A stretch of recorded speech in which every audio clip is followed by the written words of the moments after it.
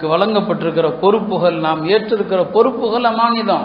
இன்னைக்கு பொறுப்புகள் தகுதி பார்த்து கொடுக்கப்படுவதில்லை இல்லையா? நான் சொல்றது அரசாங்க பொறுப்புகள் எல்லாமே லஞ்சத்தை கொடுத்து பரிந்துரைங்கிற பேரில் லஞ்சங்களை கொடுத்து பொறுப்புகள். அப்படி ஆனால் அந்த லஞ்சத்தை வாங்கி பொறுப்புக்கு வந்தவன் அந்த பொறுப்பை எப்படி நிறைவேற்றுவான்?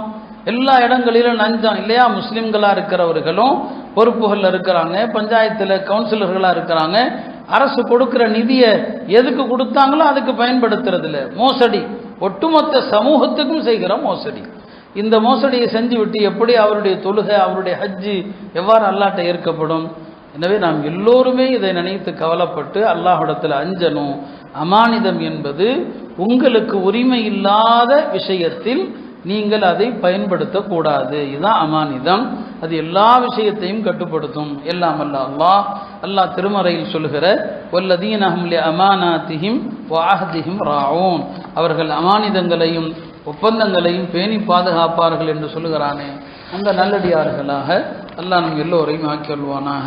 வ ஆகிரு தஅவானா அல்ஹம்துலில்லாஹி ரப்பில் ஆலமீன்.